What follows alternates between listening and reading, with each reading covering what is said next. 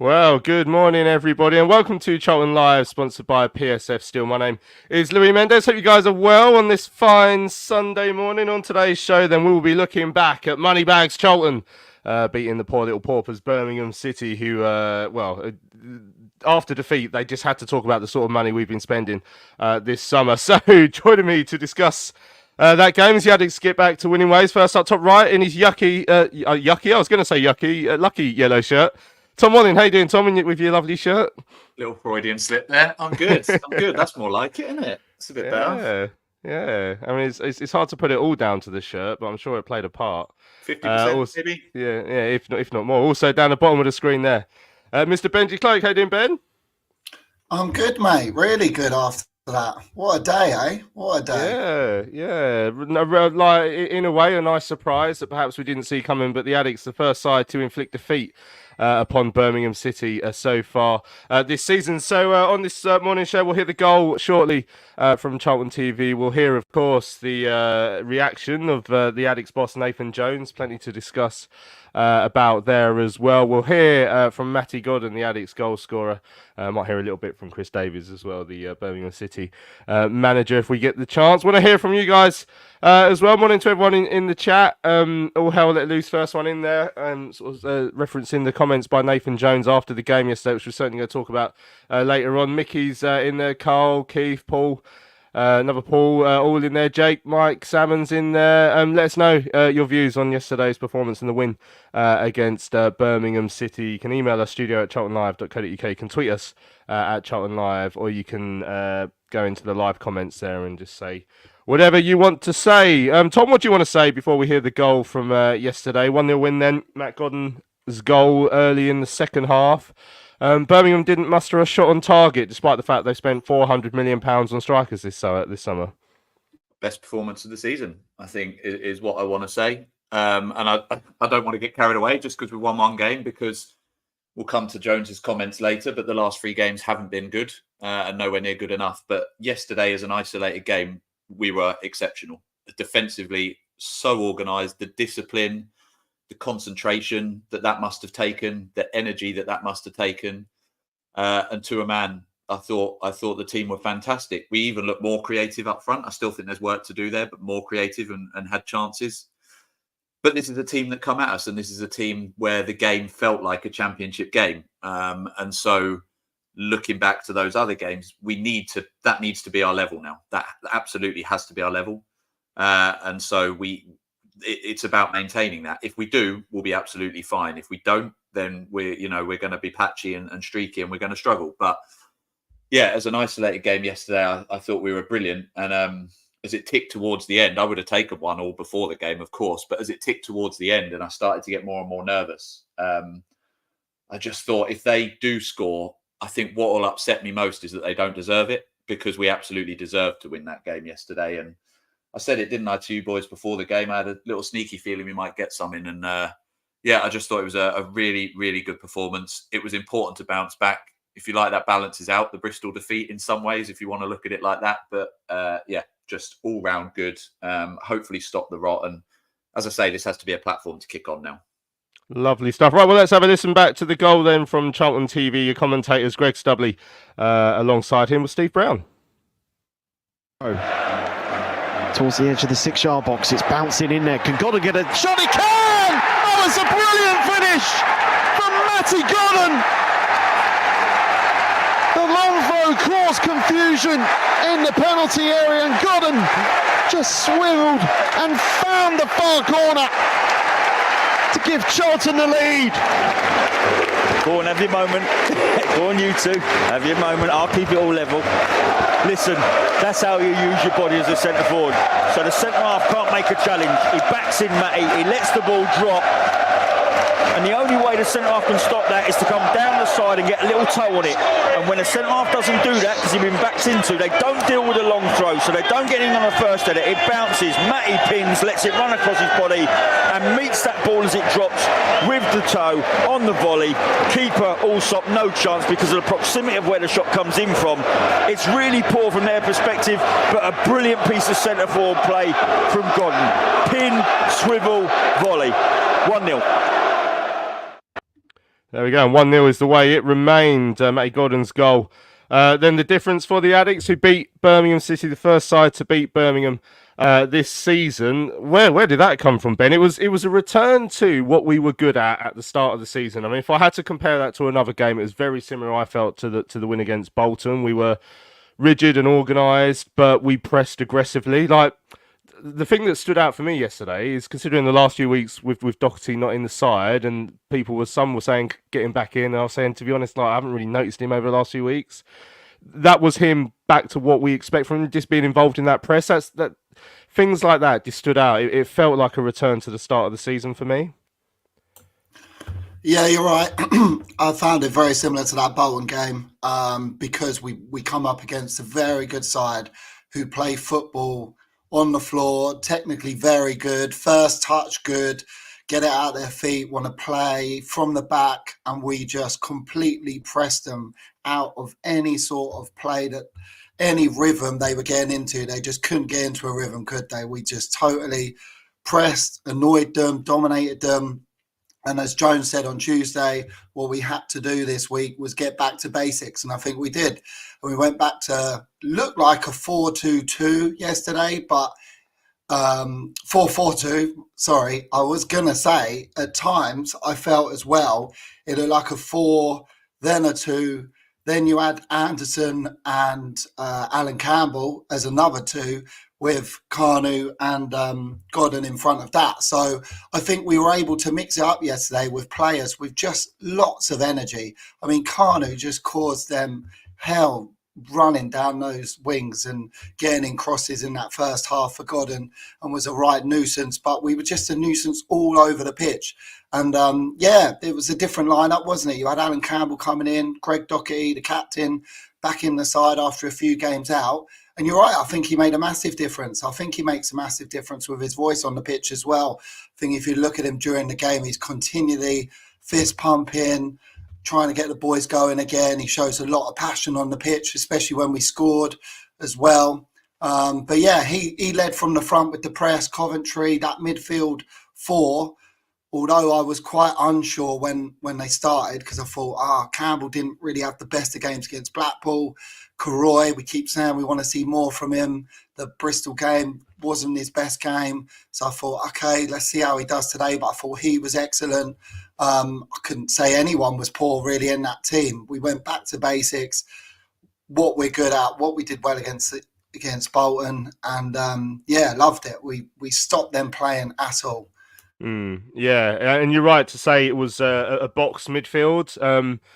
So yeah, when the side came out, we assumed it was going to be a diamond, but then someone said, it's going to be a box midfield, and you could clearly see the two banks of 2, if that's the right way of saying it, in that midfield, and it worked. You know, it disrupted Birmingham. You know, the thing that I found interesting was what Nathan Muller said on Thursday's show about, watch how Birmingham will ping it about through that midfield, and we just disrupted that and just completely ruined it. And like I say, we went back to that being that nuisance that we had been at times at the start of the season. Now, maybe, and I think this is a debate to have, maybe that sort of game, and I said I was terrified on Thursday. I thought we could even play well and they'd just have too much for us. But actually, it turned out that game was exactly what we needed in terms of a side that wanted to play and we lured them into that trap, and we made sure that we punished them when we did with that pressing, Tom. And yeah, it was just brilliant, and I just didn't see it coming after the last few weeks.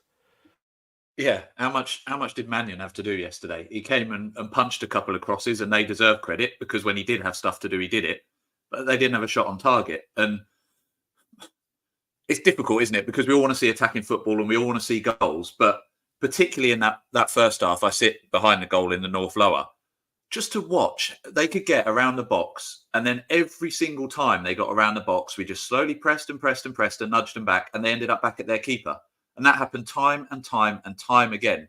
And that's just down to hard work, to concentration, to organisation and discipline. And as I say, it's not the most entertaining thing you're going to watch from an attacking perspective, but from a team that had shipped some sloppy goals and we were questioning, to see that level of commitment. And every time a challenge went in or anything, they were pulling together, they were jeering the crowd up, they were fired up for yesterday's game. And I just thought that just summed them up to a T, going back to what you said about that basics. That Birmingham have got £15 million worth of striker. They've got Alfie May, top goal scorer last season. They've got this wealth of talent up front. They couldn't even touch us. We were just knocking them back, back and back over and over again. And that's why they got the reception they got at half time going off. And at that point, I thought, okay, we're in this. And as you say, they made their changes at half time, and they've got, again, so much options off the bench as well. And you think, okay, well, we've done all that for 45 minutes. And again, I tweeted this at half time. I said, whatever happens this second half, that we have to maintain that first half standard. And if we do, we'll be fine this season. And we did manage to keep it up for the second half and obviously get the win. But yeah, it was just a brilliant performance, a really, really good pressing performance. And that started from the front, as Benji said. Kanu, or maybe someone in the chat, Kanu run and ragged. Godden looked back to what we know he's capable of. But yeah, that intense press, that just wasn't there, was it, on Tuesday night at all? We were just sat off them and we looked sloppy and we looked bored almost, as if the game wasn't good enough for us. And that's what I mean about coming up against this better opposition. We have to do that against everybody in this league because you can get picked off otherwise. So it's a huge statement performance from us, but we have to now maintain that, because if we don't, it's kind of not worth the paper it's written on. So we have to kick on now and keep this up. Yeah, I mean, Alex says, couldn't believe they kept trying to play it out from the back. We really exploited that. And which goes to show, well, it leads into the question, which, this conversation was being had yesterday. Is that sort of game plays into our hands, I think. Like that is what we know we can do, that we can be good at. And like I say, Bolton was the other performance like that, where we really stood out and made it difficult for another side. So I guess it's about finding a way to translate that sort of performance into a game like a Bristol Rovers, where they probably won't play it around as much. They're not as good as a side like Birmingham, so they won't be taking those sort of risks for us to try and exploit.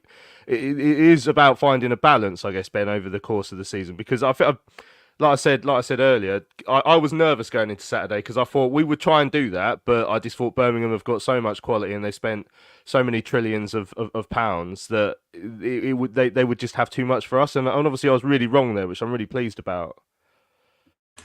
Yeah, I think yesterday a lot of fans probably would, at the end of the game, be scratching their heads and go, where was this against Bristol? Where was this against Stevenage? And you're right, they played different style of football to a Bolton, to a Birmingham. As I said earlier, these Bolton and Birmingham teams have such good technical players. I was watching Birmingham play these crossfield balls yesterday, and first touch, they touched the ball, it's dead, and they're off front-footed, and we just got in their face and stopped them playing yesterday. But yeah, where does this then lead to for the rest of the season? I mean, we come up against Stockport next. They've had obviously a good start to the season, so it might be a similar game. Who knows? But how do we play in a different way to fit different games? And I think having that second formation now will help us a lot, because I do actually think yesterday we played through the thirds a lot more. I think we, instead of hoofing it long, because we didn't have a Hadmi there, it was let's knock it in midfield first, let the midfield try and press us a little bit, and then knock it around the side. And Kanu, Godden, and I thought Campbell really pressed them in midfield. So it did seem a bit of a switch up from previous weeks because of the different players we had out there. that we were playing it around a little bit more, which we want to see, because lately, I mean, we haven't held on to the ball for a good 20, 25 seconds of the game. We just had one route style of football, whereas yesterday it did seem different. I think they let us have the ball a little bit more, and having different strikers, I think that will help, because yesterday, obviously, then when Chuks come on, that was a different style of play, and we hoped he'd hold it up, and Tyrese done really well when he come on. So, I think different players in different games, but also now having this different formation we're going with, which I didn't think Jones would do, to be fair. I thought he'd be quite stubborn and stick with that 5 at the back. And I think we've got to take positives from that yesterday. But as you said, it'll be interesting going into play against different teams. Liam says, morning, Liam gang from Rhodes. Liam and Mark signing on poolside. Come on, you Reds. Yeah, they did send a picture of themselves in the pool earlier today, saying they're going to listen to the show. We all just assumed they were down at Charlton Lido, but I'm glad they're having a nice time out there. Yeah, the back four. Richard says the back four made us solid. I formation conversations are always interesting. I like a 3-5-2. What is he calling me? I like a 3-5-2. Which means I wasn't as calling for changes as everyone else did, but it did work, and I massively agree with Richard that the back four made us solid, to the extent that I wonder if that we've spoken a lot about the wing backs this season. I thought Edwards and particularly Ramsey were just so good yesterday, so good. And because we were playing in that formation, I guess they probably weren't being asked as much to get as forward, and they could concentrate more on the defensive side. And it was brilliant. And Lloyd Jones, I've been so pleased with all season. Alex Mitchell, I think, has been really good as well. That helped, and like I say, that midfield pressing also helped. Connor Coventry, Doherty doing their jobs yesterday really, really well as disrupting, and that change in shape really worked yesterday, Tom. Yeah, there's a loud character who sits near me in the North Lower, and about 25 minutes into that first half, he was moaning that we didn't have enough width going forwards. And I was like, what are you talking about? Like, the whole reason they haven't scored yet is because of how well we're defending in this box. So sometimes there's just no pleasing people, but the shape worked. And I think, unlike you, I like a 3-5-2 as well. I think it has its time. But I think what Jones has shown, and we've criticised it because he got it wrong a couple of games in terms of the changes, but he's not afraid to make those changes. And I'm not now saying that we go 4-2-2-2 for the rest of the season either. But what Jones needs to be able to show is that he can adjust this team for different games. And there's going to be some games where we need to impose our formation on another team, the teams where we're favourites. And that's going to be potentially a large portion of this season. But in games where you come up against opposition that are probably the favourite, like they were yesterday, I think we were 3-1 to win at home, which shows how many people were lumping on Birmingham. You need to be able to adapt to their tactics, and he got that spot on. So, yeah, the shape was brilliant. And talking about the players there, you've just listed them. If we had to name our top 4 or 5 players this season, those 4 are probably the 4 that you're naming. So to have them in a back 4, Gillespie has played well, but if you had to pick somebody out of the back 5 that's perhaps the 7 out of 10 instead of an 8, it might be him. So we've had the 4 probably best defenders that we've got all playing together and all playing really well. I saw the Mitchell interview in the week. I know Nath Muller said it in our chat, the way he came across in that interview pre-game. He just seems like a really decent bloke as well. They're clearly all gelling. There's clearly confidence there. And it showed yesterday. So, as I say, from start to finish, we were good. And from top to bottom, that press had to start at the top. But as I say, at any time they got near our penalty area, that defence just pushed them back out again and worked our way back to the halfway line. Luke asked if that was Big Dog Cooley ringing me. It was actually. I've just texted him just trying to work out what he wants. Jones has been sacked or something. Yeah, no, it's just the embargo for the Matty Godden quotes. But Richard has says, just make sure to mention that I'm lazy, but also that I anger Birmingham fans. So, we'll talk about the Birmingham fans in a minute. And I want to qualify this with, I know quite a few Birmingham fans, and the majority of them are absolutely like solid people, know their football, know their stuff. But because they're such a big club, and therefore they have a larger pool of fans to pick from, there's a lot of absolutely rattled Birmingham fans at the moment. It's one of the worst rattlings I've ever seen. Little old Charlton, with their £400 billion budget, according to Chris Davies, has rattled them because their £25 billion striker couldn't muster a shot against us. And we kept Alfie quiet as well, which I'm not one of those who wants to he has anything against Alfie. He was brilliant for us, and he's a good bloke. But in terms of footballer, the fact we kept him quiet yesterday was very good. In terms of our performance, and that was good to see from a footballing point of view, which I was really pleased with. The goal itself, Ben. So I was going to say, like, our creative midfielder at the start of the season. Someone put this on the forum, and I thought that's such a good way of putting it. At the start of the season, our creative midfielder is the press. It's not a person. It's a style, and that was back yesterday. But ironically, the goal came from. If we conceded that goal, maybe let's say we conceded that goal last season, I think I would have exploded. Because defensively that was awful, but you got to give it to Matty Godden. That is superb striker play to sort of lever that space for the shot and then just tickle it into the bottom corner. He's brilliant. 4 goals for the season. That's gone under the radar, isn't it? Yeah. Do you know what? I was thinking exactly the same when I watched that goal back this morning. I thought, imagine if we conceded that goal. It was a terrible goal to concede. Some guy, I can't remember who it was out of their defence, randomly thought, I'm just going to leap to jump for this, even though I'm not anywhere near it. And it just bounced all the way through. What an assist from Josh Edwards with that throw. But yeah, I also want to know what Tell and Stubbers were doing in the celebrations, because Brownie was like, I'll let you two have your moment. So I did notice Terry had his shirt off when I glanced sideways, but he put it back on for the rest of the game like the consummate professional he is. But yeah, Matty Godden's goals have probably gone under the radar, I said, because I feel like, there's been a lot of discussion about chance creation, actually, Tom, but he took it very well. But, I mean, I spoke to Matty yesterday, which we'll hear later on in the show, but his strike partner, Dan Carney, I think has come in for a bit of stick and probably not had a great start to the season. Didn't help. Obviously, he's been in and out, played wide at Stevenage, which didn't work. But I thought he was superb yesterday, other than maybe he could have squared it for Karoy Anderson with the open goal. But I mean, he deserved a goal based on his hard work and his running. And I just hope when he came off yesterday that it's not too serious. But it didn't look great, did it? Yeah, and Jones has been trying to figure out who to play up front for a little while now, and maybe it was a bit of lucky that Gas was out, because he's obviously persisted with him for a long time. And I've said I've tried to defend Gas as best I can. I know his goal record isn't great. His goal record for the opposition is pretty good, isn't it? But yeah, we were not sure that he was the way to go, because it does encourage us or force us to play long. So maybe as a result, his hand got forced in putting other people in. And as we've said, Godden, his record in this division and above speaks for itself. He gets goals, but he doesn't want it lumped long to him. So I think the combination yesterday just worked really well. Yeah, I was really pleased with how they linked up when they could, and the pressing that they put in from the front.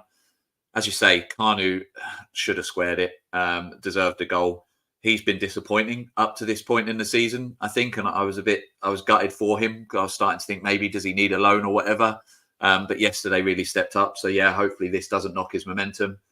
And Gas is going to have to force his way back into the team and might not be able to now. As I say, I'm sure there will be games where maybe he's better suited. But Godden, the way he's going, with the goals he's getting, with the reputation he's got, he has to probably be the first striker on the team sheet for now. And then when Miles comes back, where does he fit in as well? So lots and lots of options, which is exciting. But yeah, both of them up front played well yesterday, and yeah, both deserved a goal. Yeah, and another thing where Nate Miller's been proved right, where he said start Godden because he is the most likely to gobble a chance, even if we aren't giving him many. Because that's one of the disappointments I had in games where Matty had started, is that we never got him the ball near the goal. Because when we do, he scores. Like, it's really, like, it is genuinely a real poacher. Like, we're seeing that, and like I say, I feel like it's gone under the radar slightly because we've been talking about chance creation a lot so far this season. But yeah, he's been really good at that, and yeah, it was a lovely little finish there into the bottom corner. I might go into the Nathan Jones interview now, actually, because I feel like there's quite a lot to talk about that's come out of that. So there's still got loads of your messages coming in as well. Got loads of your tweets. I haven't even opened the emails yet, but I need to look at those. But let's hear what Nathan Jones made of yesterday's win against Birmingham City. It's one of the more interesting post-match interviews we've had so far this season. Congratulations. Exactly the reaction you were looking for from your side. Yeah, look, these are, first and foremost, just laying the groundwork. They're a wonderful side, well coached, well managed. Yep, they spend a hell of a lot of money, but you still have to coach it, you still have to put them in a shape, and they're a very, very good side.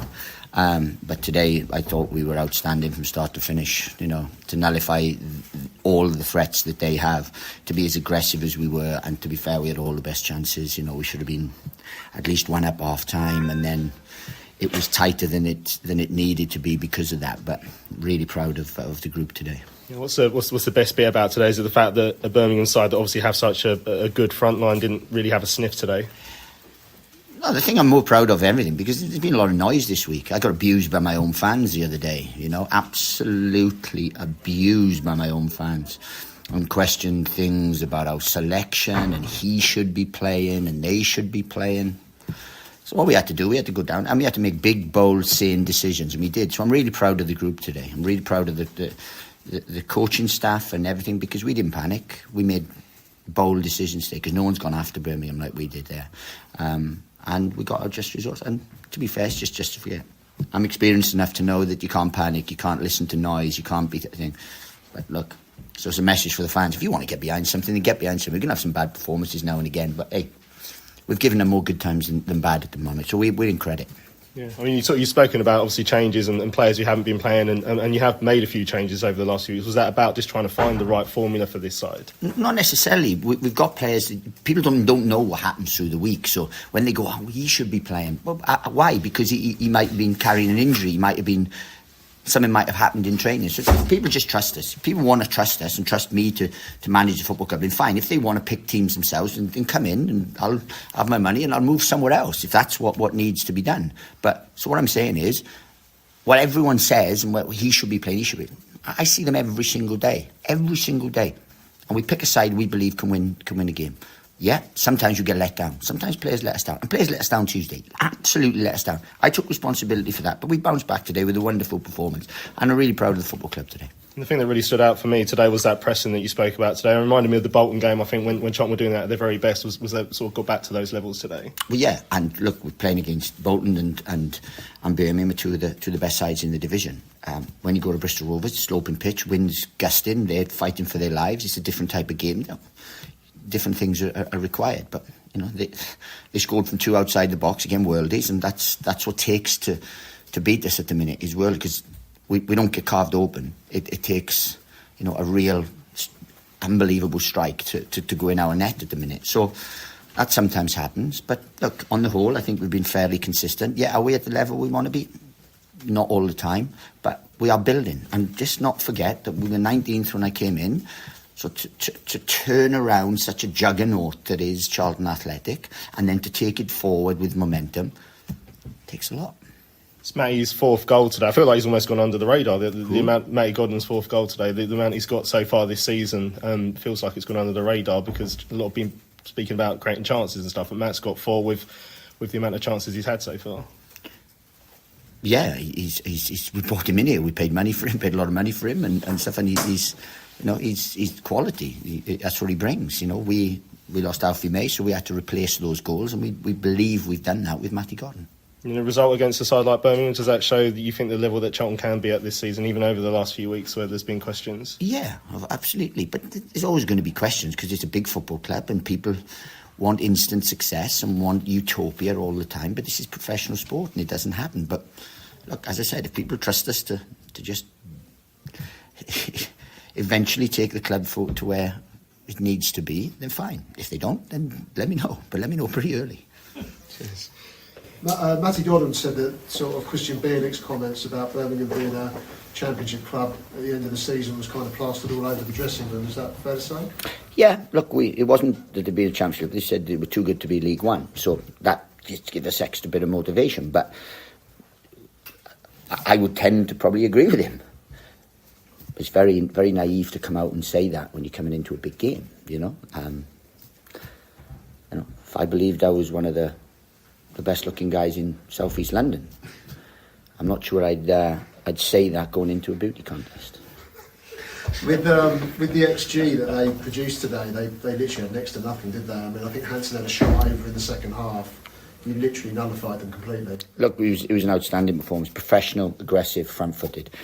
Reminded me, I had a result when I was at Southampton against Man City where they, for the first time, they hadn't had a shot on target for 7 years.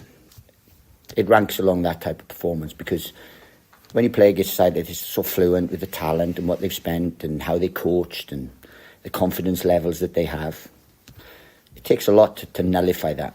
But we showed today that when we're at it, we are a good side. PSF Steel Limited is a trade supplier of steel fabrication and erection services to the new build, construction and refurbishment market in southern England. With their unrivaled depth of experience, they excel at providing their customers with high quality and cost-effective steel fabrication solutions. Their customers include national and regional house builders, such as Barratt Homes, Bellway Homes, the Vistry Group and Taylor Wimpey. They pride themselves on their service-based ethos and commitment to customer service excellence, which includes full technical backup and on-site services and support. If you would like more information, go to www.psfsteel.co.uk. That's www.psfsteel.co.uk. Hello fellow addicts, I'm so excited to tell you all about our micropub, the River Ale House. The River Ale House is based in East Greenwich. It has 6 Pub of the Year awards, an ever-changing selection of amazing beer. It's owned by Charlton fans, walkable to the ground in just 20 minutes with buses that go direct to the Valley too. If your matchday routine includes a drink with your friends, you must join your fellow addicts in the River. See you soon.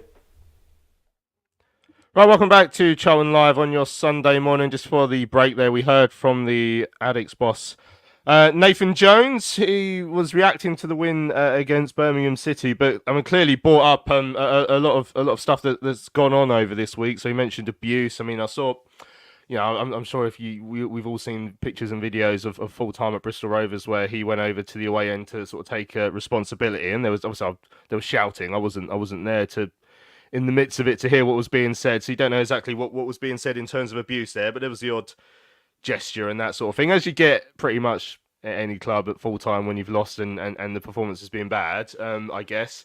And then also talked about the questions he's had about team selection over the last few weeks. So I mean, we've spoken about it quite extensively. I keep saying everyone keeps banging on about Terry Taylor as this is going to come in and be the next whoever and fix all our problems, but he was clearly he referenced Thierry Small in some of his post match yesterday. Some of the questions he's had during the week from Rich, which came via fans. Obviously, he'd been speaking about these players. He was clearly not happy that people were asking questions.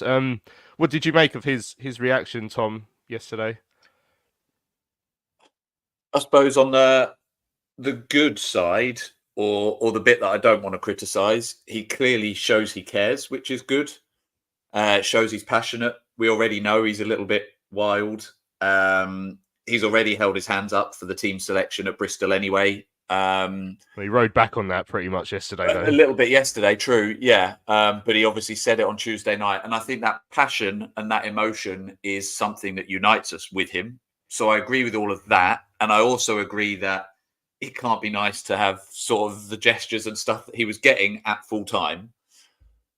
On the other side, I think he needs to be careful because obviously you want to build that relationship with fans and you don't want to criticise the fans too much. I think fans who've paid a lot of money to go all the way down to Bristol and seen a performance like that are absolutely within their rights to verbalise their feelings. And let's get it right, those performances haven't been good enough in the last 3 games. So that's the downside. What do I think? I'm glad he's honest. I think it's nice and refreshing to have a manager that wears his heart on his sleeve, that comes out and says it. I don't think personally we should take it too personally. It's ironic saying that when he clearly has. But yeah, I think I don't know. He just needs to be a bit careful. It's maybe a little bit naive in saying it, but he clearly cares. He clearly puts a lot of energy and effort into this and feels that he's being criticised when he feels he doesn't deserve it. I feel like maybe the last 3 games they maybe have a little bit. But as he says, the start to the season has been good and people were suddenly calling for him to, not many people, but some people were saying, go to Cardiff then if that's what you want, that sort of stuff. And if he's reading that, I can understand why it would rattle him. But at the same time, he'll be the first person to tell his players, look, don't read anything that you see on social media. So yeah, it's strange for a manager to come out like that because you don't see it. But fans are entitled to say what they want when they go all the way down to Bristol or whatever and see a performance like they did. But as I say, we know what he's like. We know he wears his heart on his sleeve. We know he's emotional. So it's a bit of an odd one. Not something I've seen before. I'm not too fussed by it really. I'll just move on. I think hopefully it's put to bed. And as I say, the important thing is that his team continue to perform like they did yesterday, because if they did, then there's no need to question him at all. Yeah, Chris says, faultless performance yesterday. I'm a bit concerned with Jones's clear disappointment with the disrespect he's had from a small section of fans. The last thing we want is for a top coach to be hounded out. But I mean, he referenced like a Twitter post in his interview with Charlotte as well on the club Twitter. So he's clearly not only regarding what happened at Bristol Rovers, and like I say, I wasn't in the midst of what happened at Bristol Rovers, so I don't really know. But there have been certain questions about the last 3 weeks, and particularly after Tuesday night. I mean, they absolutely were warranted. So he clearly wants everyone to be on his side, I think, and you know, with an experienced man, I was slightly surprised that he himself seemed a bit shocked by the fact that fans weren't happy with the last couple of weeks, and some of the questions that people had asked over the course of the whole season about creativity and that sort of stuff were coming to the fore because we'd lost some games. I think I was a little bit surprised by that reaction after yesterday. You know, he said, you know, I've learned over the years not to listen to the noise before then speaking quite extensively about the noise that he's heard over the last few weeks, Ben. Yeah, it's a hard one to read with those interviews because he's so passionate coming into it. I mean, just after you asked him a fair question about Matty Godden, and he was so passionately saying what he had to say, he went, "Who?" It's like, "Oh, do you not?" And then it was like, "Oh, yeah." It's like he kind of needs to calm himself down a little bit before he goes in there. It seems it's still the adrenaline rush of the game, and then he just floods everything out. And I don't know if he's got a filter there that he thinks, "Oh, I didn't really want to say that, but I'm going to say it anyway." Because, yeah, look, we all want to get behind the manager. And I think as fans, if we really reflect on it, we look back on last season, we finished 16th. We're hoping to finish in the top 6 this season. That's a massive jump of 10 places in a league where it's got a lot harder. So, look, we can all see that, but as people have been saying in the comments, yesterday hopefully is a benchmark going forward of how we can perform against the best side in this league. I think we saw that against Bolton, and we saw us play again really well against a good side in the league. But since that game, performances have petered out. As Tom said, fans went to Bristol, spent a lot of money travelling down there, 2 away games on the trot that we were absolutely dreadful in. And I know he put his hands up and said, "Look, that's down to me. You won't see me put the wrong team selection out again." Look, fair enough. The proof's in the pudding. Let's see that going forward. He did well with that yesterday. But, yeah, I think we just need to calm down a little bit, really. It's like no need to back and forth with fans and such, really. I can understand how a few fans were annoyed after that game. I don't agree with calling Nathan names after it either. If it's been a bad performance, I'll just put my head down after Stevenage and walk straight out of the ground to the station. It's one of those things, but we're all fans. We all have a lot more of a say now with social media, with comments coming in on YouTube channels and stuff like this. We've all got something to say. But as Tom said earlier, it's like blanking that out and focusing on the big issue. And the big issue is, as he said, he's taken us far since he's come in. He kept us up, whereas last season it was looking dreadful. This season, his main priority was to shore up that defence because it was so bad last season. We've done that, and as we've seen in games, he's tried to tweak things so we could have a bit more of an attacking output. And yesterday we saw that a little bit more. As you said earlier, let's see when we come up against different style of sides how that will fare. But yeah, it's so hard to read his interviews because I think he just needs to take a minute rather than blurt it all out at once. And as you said, fans will take different reactions to that. Some fans will think, "Oh, blimey, I wish you wouldn't have said that. You're getting rubbing the fans up the wrong way." But ultimately, look, I think we can look at it and go, we have got a passionate manager who really cares about the side. And let's see where that takes us. Yeah, I mean, Rachel on Twitter saying she thought Jones's interview, hearing it live, sounds a whole lot less aggressive than it does in print. Joseph said Nathan seemed a bit annoyed addressing the fans who've been telling him who they should play and how to pick the team. He made it clear he sees the players every day and knows what they're capable of. But I mean, it was a bit of both, really. Like, I think, you know, just because we pay our money to go and watch the team, it doesn't. I've never really been one to f and blind at our own players. I've never really seen the point. So I could see where he's coming from that. But I mean, fans are always going to have opinions about who should play, and like I say, I think Nathan said himself he's just got to try not to listen to the noise, but clearly he had done, and clearly it had rolled him up a little bit this week. But overall, I think fans are trusting him to pick the team. Like if someone goes on Twitter and says I think Terry Taylor should play, I don't think they're expecting Nathan to read that and therefore immediately do it. Like Nathan obviously is in charge of that sort of thing. Let's have a look at some of the messages. I mean, David said, "Is Jones bringing this up as an issue to get a move somewhere else?" I mean, obviously, as far as I'm concerned, there's nothing in the Cardiff thing, but obviously those quotes from a few weeks ago are still in the minds of some people. Alex says, "Okay, Nathan, but the players were in credit after Reading, and you were raging off your nut. Football is emotional." Yeah, there was lots of comments. James says, I'm worried. He worries me. I can see an explosion coming at some point. He has previous. Hope he can hold it all together. Padders says Nathan's a bit of an oversharer, I think if he's going to be successful with us, we'll have to get used to the occasional outburst like this.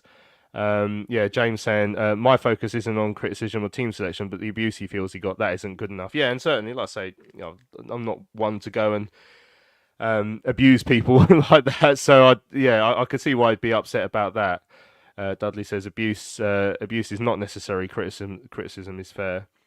Rob said he thought it was interesting when Jones said he'd learnt about certain people this week. Yeah, what did he think about that as well? Jake says the issue is we're always going to have. The issue we are always going to have is we have seen similar from form before. I don't think Nathan Jones is out of line, but fans are right to have an opinion.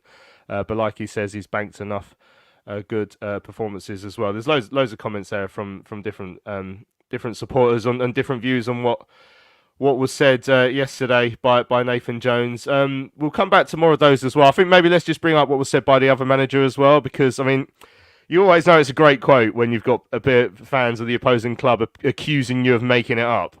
So it's like, all right, okay. So the first port of call here is that we've made it up. Okay, so you're saying this quote is so stupid, so ridiculous. There's no way our manager would have said that. All right. So then when you come with the receipts, here he is saying it. Oh, he was joking. He wasn't joking. Let's have a listen to what Chris Davies said about Charlton's outrageous spending in the summer. Again, Charlton spent a fortune. They've spent a lot of money on their squad, and they're a good team. So there's no doubt in my mind that there's multiple teams in this league that are well equipped to be successful. We're one of those teams. It's not Birmingham and the rest. It's League One. I noticed Gavin Carter was in the chat earlier on today. I don't know if he's still listening, but if he was, I mean, I feel sorry for him. He's obviously living in a cardboard box now because the board has spent every penny we have on £400 billion strikers, Tom. What a bizarre quote from... genuinely, the he was joking line is the only one I can think he was trying to go along, because he can't seriously be saying that as some sort of comparison to himself. I don't understand. Gavin thought, well, I assume what I said was funny. He's not laughing at Chris, but I don't understand where that came from. It's just a bizarre little point to make. Like, I'm not going to go too much into finances because obviously we know there's a lot of undisclosed deals and whatnot, but we got a chunk of money in for Alfie May, which would have offset, I'd suggest, the majority of what we spent in the summer. Like, and they spent literally... I mean, I read the Athletic piece during the week. The estimates are between 20 and 25 million pounds this summer. So what a bizarre thing for the Birmingham manager to say. And not only that, the worst part for me was that it's not Birmingham versus everyone else. That's literally what this league is this year. Like, they're so far ahead of everybody else that it literally is. So that's the one thing. There's two things you can't say as the Birmingham manager. One is accuse somebody else of spending too much money. And the other is to say we're not miles ahead of everybody else, because they're the two things we know. Call us out for cheating, call us out for dark arts, neither of which I think happened yesterday, by the way, or maybe a little bit of time wasting at the end, but nothing like Blackpool. I don't know, call us out for whatever you want. Just make something up about yesterday. But what you can't say is we've spent loads of money, because comparatively we haven't. We know that for a fact. And don't say that the league is not heavily weighted in their favour, because it is. 25 million. Nobody. Championship clubs won't be spending that. It's absolutely ridiculous. It was the same story when Ipswich went up, and it was all this fairy tale. And Ipswich spent a chunk of money. It's the same with Wrexham up until this point, where they've got their Disney documentary, and everyone thinks it's a fairy tale. It's not. They're blowing the league out of the water because they've got more money than anybody else. So ridiculous. It sounds like satire. So if he is being serious, that's mental. And this is nothing, again, against Birmingham fans or the club or anything like that. But you just can't come out and say something like that when you've got that sort of an advantage financially. Yeah. And that's the thing. Like I have got nothing against Birmingham spending that sort of money. This is football. This is the salary cap management protocol in League One or whatever it's called allows you to do that. I mean, I always say there's effectively no financial fair play in League One, because if you've got loads of money and you're willing to put it into the club, that means that you can spend loads of money. So I'm not even saying Birmingham are wrong for doing that. I wish we were in a position where we could do that, so we could have a the 25 million front line or whatever it is. Like, I'm not saying that it's such a bizarre thing to say. It was weird. And for a manager who's done really well so far this season, and as Brian said on Tuesday show, even with all that money, he still had to mould them into a good side, and he's done that. So it was just a weird one. I really don't understand it. James said Charlton are buying players from Dunfermline, Birmingham are buying players from the Premier League. I mean, Mike said, that's hilarious. We've spent 10 million and they spent 30 million, and we've not spent anywhere near 10 million pounds. I know there was some weird quotes, some weird sort of numbers going around on some of those like betting things that just go on Transfer Market and just pick a random number off there and say that's how much Charlton's squad is worth. Like that sort of nonsense. We wouldn't have spent anywhere near 10 million pounds this summer.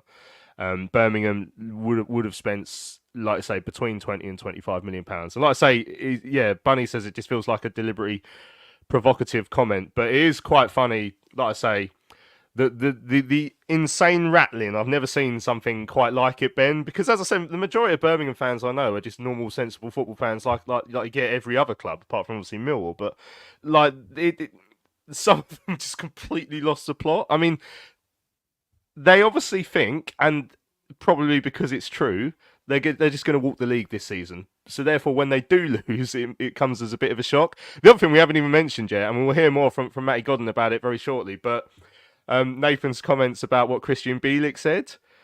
And again, like, Christian Bielik's probably right that they're going to be a championship club in 6 months' time or whatever it is. But probably not worth saying it, because, I mean, we clearly seem to use that as some sort of motivation yesterday. Yeah, look, they haven't helped themselves in the media, have they? Davis, obviously, I was quite surprised he got a job in the summer, because after they spent a lot of money on players and that, I thought they would get in quite a recognised name. So fair play to him going out and getting a manager like that and giving him a chance. He obviously worked under Ange Postecoglou, who he himself says a lot in the media, which is quite outspoken, isn't he? So I don't know if Davis hears that kind of stuff. And look, he's new in this role, so he's new to interviews, and I guess he's trying to deflect the blame off his side and trying to deflect it elsewhere. And he's, again, a bit like Nathan, no filter there. And he said something he probably doesn't really mean, unless he's just trying to wind us up, because look, no one likes being that team that everyone wants to beat Birmingham this season, especially after that game against Wrexham on Sky, where it was all about Tom Brady. Oh, look, Tom Brady's boy's friend, David Beckham, and they got showed about 20 times during the game. And all we want to do as football fans is watch a football game. We're not bothered about who's in the stands. We've had enough years of caring too much about what's happening off the field rather than on the field. And we look at Birmingham and go, we probably go, I wish that was us, spending a bit more to kind of make promotion possible enough and going out and spending that money. But I remember doing that when we got relegated from the Premier League and we bought a top goal scorer from the Championship, League One, League Two, and it didn't even see us get in the playoffs in the end. So we know this league's hard. Christian Bielik knows this league is hard. He's been with us in this league before, and we won at Wembley, and he was brilliant for us. So I am surprised he's coming out with comments like that, because, yes, you've spent good money on your side. And, yes, at the moment, Davis has moulded you into a really good side and one that will probably go on and win the league. But still only 10 games in. You just take it slowly as it comes and see what happens. So, yeah, other managers, other teams will use your comments to fire them up, because you're everyone's cup final. Everyone's seen the money spent. Everyone sees Tom Brady in the stands and the big fanfare around you.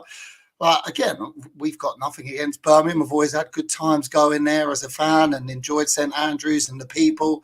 But because of the way they've been set up this season, them and Wrexham, teams will want to beat them. So, yeah, I think that he'll have to go forward now, Davis, and think about the comments he makes because, yeah, people will pin them up and use them to their team's advantage. But look, we did that yesterday. Brilliant. We'll move on to the next one, and I'm sure we'll learn a lot from it. But and I'm sure other teams in our league now will look at that result and go, oh, great, Birmingham have been beaten. I wonder how Charlton did it. Oh, let's see the comments and that. So, yeah, look, let's move on to the next one. But, yeah, funny how fans get so riled up. You don't realise how good you got it, eh?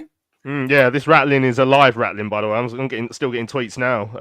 Even a Birmingham fan is saying, so what if he said that? You won a game of football, congratulations, you're still only 8th. We lost and we're still top with a game in hand. Anyone would think you're the first team to beat another team who spent a bit of money. Sunday morning, he's that riled up still. Like the game's nearly 24 hours gone. Yeah, you're right. I mean, someone said it. Rich said it in the chat. I wonder if the comments from Davies are a bit of a deflection. Yeah, maybe. Again, if they need more deflection, wheel out Tom Brady and David Beckham again. Just Gav, I don't know if you've got any sort of friends who are as famous as David Beckham, but next time we're losing, if you could wheel out like I don't know, a Dwight York or someone, just to keep people going. Right, let's hear from the goal scorer. Yesterday, Matty Godden spoke to me after the game. This is what he had to say. Congratulations, a win against Birmingham is never going to be a bad result this season. Yeah, no, it's obviously been a tough, probably 10 days, 2 weeks for the football club, fans, players, everyone. So yeah, to play how we did today and beat the league leaders in the way that we did is it's really enjoyable. Yeah, and that reaction as well from Tuesday was something that was clearly needed, but it was so good today. Were you surprised by how quickly you've turned it around? No, not really. We worked really hard come Thursday. We were on it and the gaffer was drilling into us, this is what we need to do. And I thought from minute one really we'd got the press right and limited them to not a lot really, and I think we deserve what we got today.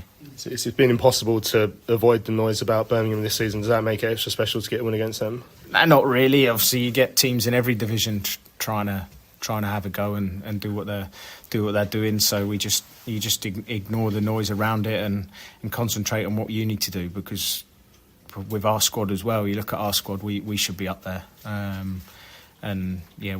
We believe in ourselves and believe in each other and believe what the gaffer wants to do here. So, yeah, like I said, it's important.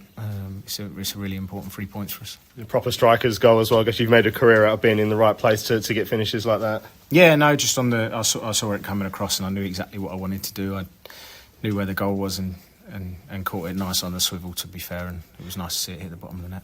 And I think they deserve 3 points for Charlton today. I think Birmingham really didn't have a sniff today. No, yeah, they like I said earlier, that we limited them to not a lot. I can't really remember a clear-cut chance that they had, but I think we've got to put it on us that we was really good out of possession and also in possession. I thought we was a lot more controlled than we have been in the last 10 days, 2 weeks, and we got our just rewards in the second half. Is it probably fair to say that games where Charlton are out of possession a bit more might suit the side a bit better at the moment? No, I wouldn't say that, because we work really hard in possession as well as out. The gaffer drills us out of possession, but also in possession. And the last couple of weeks we haven't looked the prettiest in possession, and we got back to and how the gaffer wants us to be in possession today. And I know we was outstanding off the ball, but when you look back on it, some of the football that we played also at times was good. Just on your own personal goal record, I think that's 4 now for this season. I can't remember too many chances you've missed. Do you feel like you've pretty much taken pretty much everything that's come your way? Yeah, I've obviously made a career of doing what I'm doing. I've not had too many chances, but that's my mentality. I always believe that I'm going to score when given the chance. I know I had a chance in the first 5 minutes, but looking back at it was a really difficult chance behind me on the volley at full speed. But my standards, I still expect to really hit the target from there. But I'll always keep going and believe in my ability to score goals and find a little 2 yard space in the 18-yard box. There's been a lot of front two partnerships so far this season. I just want to talk about Dan today because, I mean, he harried, he worked so hard today. Probably unlucky not to get a goal, but he did everything but, it felt like. Yeah, he deserved the goal today, I thought. But I like playing with DK because we're both two forward-thinking players in regards to off the ball, and I like to press, and he is probably one of the best pressers I've ever seen off the ball, and definitely deserved the goal today. Just finally, international break now probably comes at a bad time for Charlton. Yeah, it's part of the game. I've been used to it now for the last 5-6 years. So some say it's come at a bad time, but after the last 2 weeks, it probably comes at a good time as well. It gives us a chance to work on what we was doing today and bed that in even more, and then get ready for another block of games. So just one final question. Were the players aware that Christian Billick had been talking up in Birmingham about in 6 months' time they'll be a championship side, no doubt about it, and so on? Were they aware of that? Yeah, it was all over the dressing room. There we go. Matty Godden was well aware of what Christian Bielik had to say as well after before yesterday. To an extent, I was slightly surprised by how much like that seemed to have been spoken about in the dressing room. Tom, you often hear about people saying, "Oh, that'll be motivation," but it looks like it actually was, which was fascinating. Right, I've got a treat for you, Tom. I know you've been waiting for this all day. It's graph time. We are. Oh, it's a bit small on the screen, but we are now 10 games into the season, which is the time the graph officially comes out, rather than when I just do it as a joke after however many games when we're on 100% still. But so as it stands on a points per game basis, we are effectively just outside the top six. So currently on a points per game basis, we'd get 73.6, and the top six is 74.4 points over the course of a season. So considering the actual league table shows us sitting outside the top six only on goal difference, therefore effectively on the same points, this is one of the more pointless graphs we've had, Tom, because it just shows that we're pretty much around the top six as we know at the moment. Can't believe after a beat in top of the league and me coming on this show all happy you brought the graph out. And a graph that then shows us finishing 7th. So, it's good. It's good. And obviously, Nath talked earlier in the season about the 2 points a game. I think it's a sort of close enough thing to aim for. And obviously, the 3 defeats had knocked us back a little bit. So, you look at that graph 4 games ago, and it would have been obviously significantly better. But I think yesterday acted as hopefully a bit of a reset. And as I say, we've got to kick on now. We've got to use that going forward against, as Jones said in his post-match, in the games where we're playing. I know the Burton game's off next week because of internationals, but that sort of game, are we able to put in a performance to that level against them away? That's the sort of time where we need to. So, yeah, I think, we're going to be, I think there's probably 7 or 8 teams that all could get in those playoff places. We're one of them for sure, but it's going to be tight, and it's going to come down to the last few games of the season. I'm pretty sure of that. So, I'm glad we've managed to reset, and I'm sure we'll be seeing a lot more of this graph in the coming weeks. Yeah, Joseph says it looks much better than at any stage last season. That's true. Do you remember when at one point last season we were literally below the relegation line? That was a concerning moment. And yeah, just as Tom mentioned, they were going into the international break now.